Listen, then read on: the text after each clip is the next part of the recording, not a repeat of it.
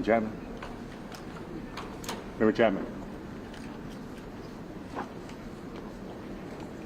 Can't talk. Member Chapman. Stay within that border there.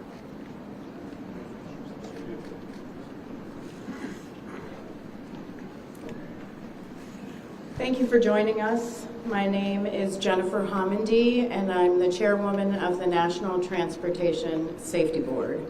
The National Transportation Safety Board is an independent federal agency that's charged by Congress with investigating every civil aviation and serious accident and serious incident in the United States and significant events in other modes of transportation. Yeah. What? I want to start by expressing our deepest condolences, our sympathies on behalf of the entire board for those who lost loved ones in this terrible tragedy. Our thoughts, our prayers are with you. Entire communities were affected, and we are thinking of you. With me today is Bryce Banning. Bryce is a senior aircraft accident investigator with the National Transportation Safety Board. He's also going to serve as our investigator in charge of this investigation. Also with me today is the entire board. We have Todd Inman, Member Todd Inman. Todd is going to serve as the board member on scene, the spokesperson for this investigation. All of the board members will be here. We have Vice Chairman Alvin Brown, Member Mike Graham, who lived in Wichita for 20 years, and we also have Member Tom Chapman. The NTSB's headquarters is just a mile from here. And so we are all here because this is an all hands on-deck event. And we're here to assure the American people that we are going to leave no stone unturned in this investigation. We are going to conduct a thorough investigation of this entire tragedy, looking at the facts. Now, with that, I want to level set. When we go to the scene, and we were here last night, we allow the responders to do their important safety mission, which in this case was search and rescue and recovery. We stand back to allow them to do their important safety mission. And so this, for us, is our first full day on scene. With our entire crew coming together, we have about nearly 50 people on scene, and in addition to our resources back at headquarters in our labs and throughout the agency. So with that said, we are not going to get into specific facts in this press conference. I want to level set here. We're going to get into our investigative process. As we are able to confirm factual information, we will provide that. I do want to say this is a whole of government effort. I was able to brief, along with others, the President of the United States and the Vice President this afternoon. I want to thank them for their leadership, for their tremendous support of the NTSB, for our investigators, and for the responders that are on scene doing an important mission. I also want to thank Secretary Sean Duffy, who I was communicating with early on after we first got word of this tragedy. We've been working together throughout the day, along with his team at the DOT and within FAA. I also want to thank Secretary Pete Hegseth, who was also integral in working with us today.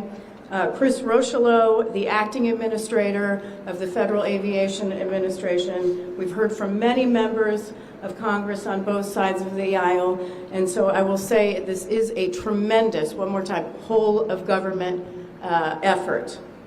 I also want to take a moment and thank the many, many responders that have been on scene. It has been an incredible effort, and I will have a full list that I will provide, that we will provide tomorrow, but I do want to thank them for all their work. With that, I'm going to turn it over to Member Inman for additional remarks.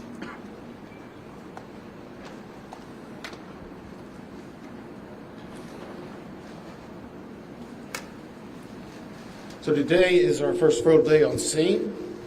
Our investigative team will be on scene as long as it takes in order to obtain all of the perishable evidence and all the fact-finding that is needed to bring us to a conclusion of probable cause. Our mission is to understand not just what happened, but why it happened, and to recommend changes to prevent it from happening again. Since we're just beginning our investigation, we don't have a great deal of information to share right now. We will keep you informed by giving regular updates as we learn more. Our intention is to have a preliminary report within 30 days, and the final report will be issued once we've completed all of our fact-finding and investigation. Now, we will not be determining the probable cause of the accident while we are here on scene, nor will we speculate about what may have caused this accident. Today, we will be going and having an organizational meeting and establishing our parties to our investigation. We currently have the following parties that are already identified: PSA Airlines, GE Aerospace, Sikorsky, FAA, NACTA, which represents the air traffic controllers, ALPA, which represents the pilots, Army, AFA, which represents the flight attendants. The Transportation Safety Board of Canada will be an accredited representative under Annex 13 of ICAO. They will be supplemented by MHIRG as a technical advisor. They were previously known as Bombardier. The NTSB offers this party status to those companies, government agencies, and associations that have employees, activities, or equipment involved in the accident. We offer that because they will provide technical expertise and relevant information supporting the development of the best possible factual record. Once they join this investigation, they are not permitted to release documents or talk publicly about the investigation without the consent of the NTSB. So I want to stress this. It is only the NTSB that will provide information related to this investigation, with one exception. Regarding the fatalities that occurred, that notification will be handled by the DC medical examiner. We will not be discussing fatalities or names. That will be handled by them as the proper authority. So we want to talk a little bit about our process. We will analyze the facts and determine the probable cause of the accident and then issue a report of those determinations. I also want to talk a little bit about some additional people that are here with us, and they're very important to us, and that is our family assistance group. Later today, we will be briefing the families. We normally try to do this before a media event, but in this case, they're still arriving. Our family assistance specialists are already working closely with local officials and others to help assist them in their efforts to support everyone that's affected by this accident. And let me just reiterate what the chair said. A loss of life in an aviation accident is very unusual in the United States, and our heartfelt sorrow goes out to everyone that's affected. It affects us, it affects everyone around us. There are a lot of people hurting today. We will help find out what happened. We will do it factually, and we will do it accurately. As part of this, we're going to be standing up some specific working groups. Those working groups will be operations. They will be looking at the history of the accident flight and crew members' duties for as many days before the crash as appears relevant. We'll be forming a structures group, which will be the documentation of the airframe wreckage and the accident scene, including calculation of impact angles to help determine the plane's pre-impact course and altitude. We'll have a power plants group. They will do the examination of the engines and the engine accessories. We'll have a systems group. They will study the components of the plane's hydraulic, electrical, pneumatic, and associated systems, together with the instruments and elements of the flight control system. We'll have an air traffic control group. They will do reconstruction and review of air traffic control systems provided to and including acquisition of pertinent flight track surveillance information, what you might typically think of as radar or NTSB, along with controller pilot communications. We will also have a survival factors group.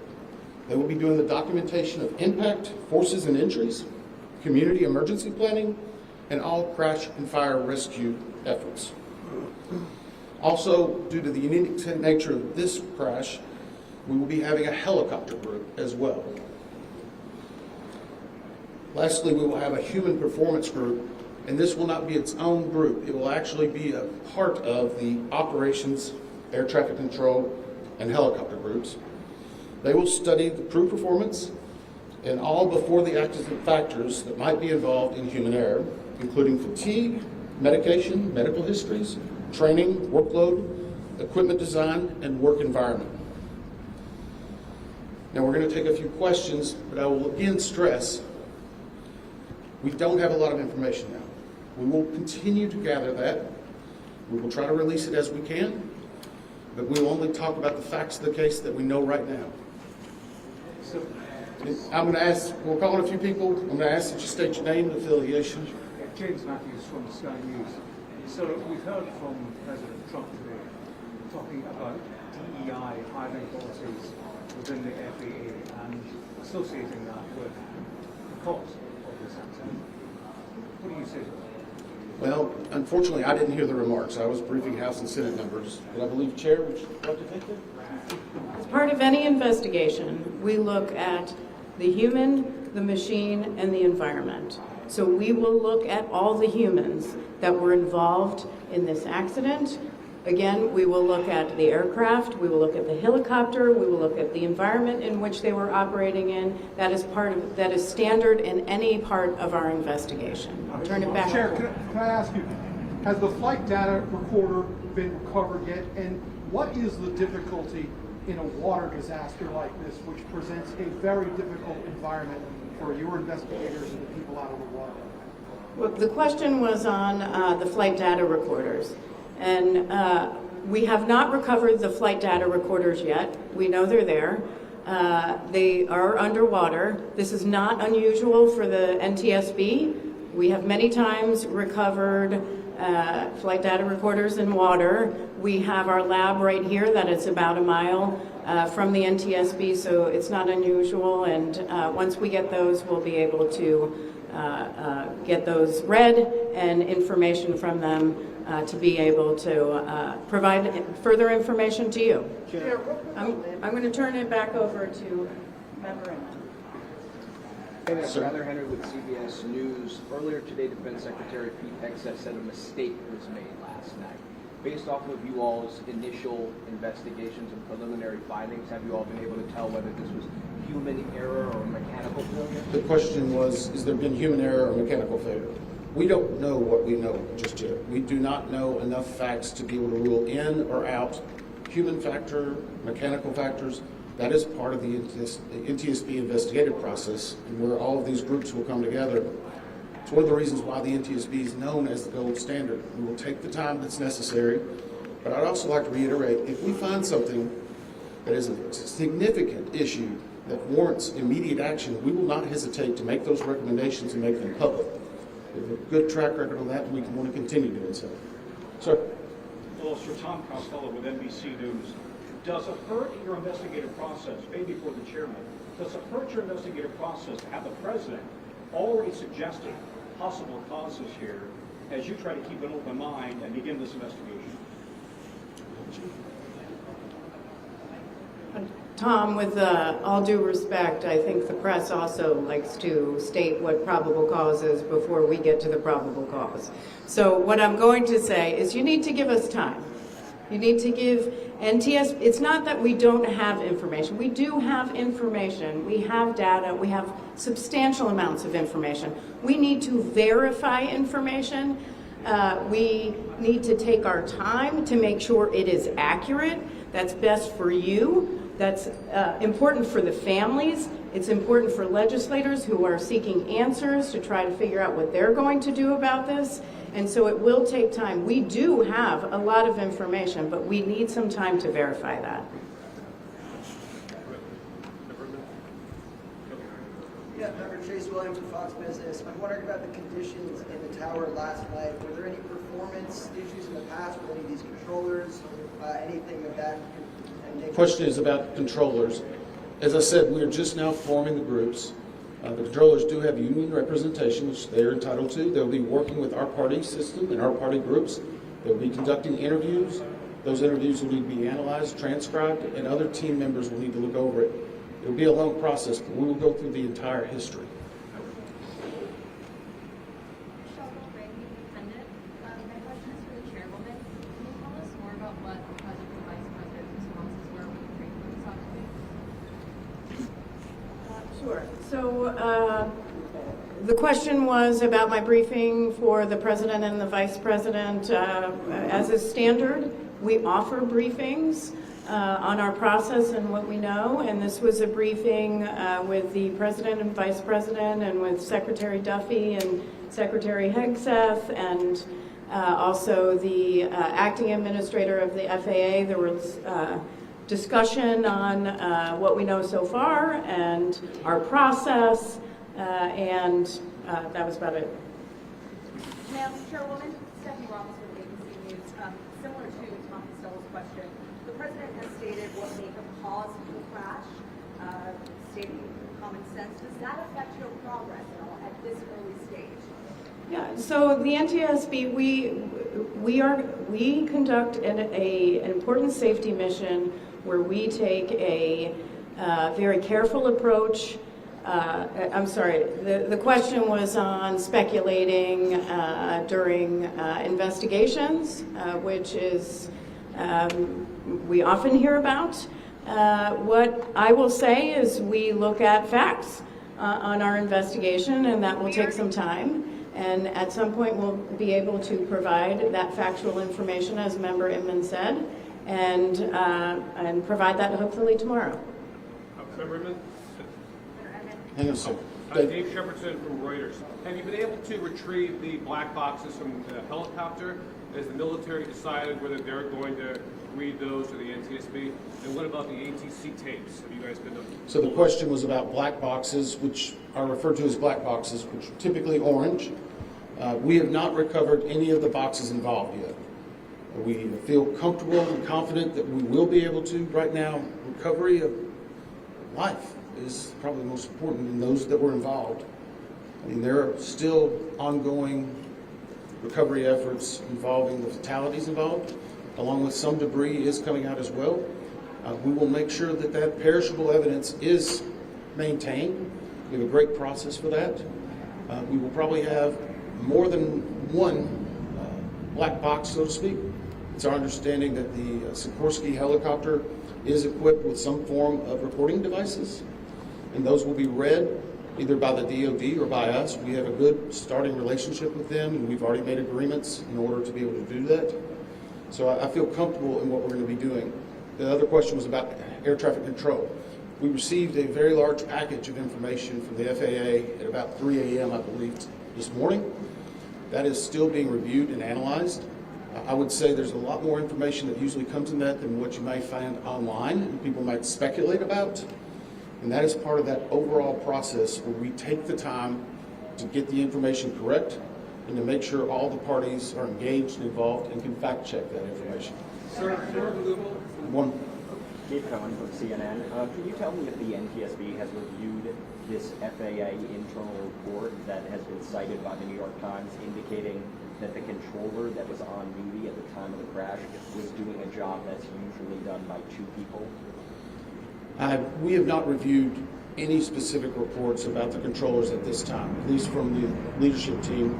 Our investigators are continuing to pull all that information. Their personnel records, their files, where they were at, whether they were fatigued, all that information will be part of that investigative process. But right now we can't speculate on anything that may have been reported in the media until we get the opportunity to validate and understand how it impacts the investigation. We're going to take just a few more questions. Sir? Yes, Orange Khan, Beaver Magazine. What's the process and the logistics like of bringing the families in? Are they coming into the airport? And how are you going to sort of do the sensitivity of bringing them to the place where this tragedy happened? So the question is about the families. And many of those families are still en route. Some are still being notified from both the military and from the commercial crash. There is a family assistance facility that's being stood up by American and PSA Airlines in Bethesda, Maryland. They've already been working on that, standing it up. Our team from our disaster assistance team has also been coordinating with them. We plan on briefing them. It is customary that at some point, if the families wish to go to part of the accident site, that we would arrange such a thing, but it will only be when we know that it's safe, we have the correct perishable evidence, and we can do it in the proper modesty that should be for those family members. It will be a little bit of a process, but it will take some time. Sir, to follow up on the air traffic control system. Now, sir, are you? I know that Mary Ellen Farmer with these news now. We heard from some witnesses that they saw people when people to come down the slides of the plane. Has there been any indication that people made it off the plane to the other? Well, again, we will not speak to the fatalities. The D.C. medical examiner will, but I think the D.C. fire chief this morning very succinctly said correctly that we believe there are no survivors. What's their off the plane? Like, did they get out of the plane? Last question. Sir, Victoria Sanchez. So, hang on one second. Right now, we're going through the debris fields. Nothing we've seen would indicate that maybe slides or chutes were deployed. It was a very quick, rapid impact. But we've seen nothing in that regard so far from the evidence we had, but we still need to verify all of that information. One more question? Victoria Sanchez, thank you. Sure. Are you going to be looking at the family member's cell phone? Go ahead. Jeff Cook, ABC News. What do you know about the altitude of the helicopter at the moment of impact? And can you talk about the procedures for such helicopters in that area? The question was about the helicopter procedures. And in D.C., it's kind of a unique environment. We've been getting briefed more and more by the FAA. I'm not an air traffic control specialist, but they're actually helicopter zones, if you will, or tracks. And this one was transiting, I believe, from track 1 to 4 as part of their normal procedure. If you live in DC, you see a lot of helicopters going down into this area. So there's a very well-defined system in that regard. As far as altitude, until we get the additional information, we can't validate or basically corroborate any of that until we get more of the electronic data and the data that's on the plane. I do want to clarify one question that also came about cell phones. In today's age and time, a lot of electronics and other devices do contain a lot of different information. We've found on a number of our accidents that we actually are notified through a smartphone that may sense that. As part of our process, we will obviously treat all of the effects of the deceased with dignity. We are already starting to pull that information together. If we feel that it's necessary to find or pull some of that information, we will work with the families and make sure we do it in a manner that's respectful for them and their privacy. But right now, we don't have any plans specifically on that amount, on that area until we need to. Thank you very much. Very much.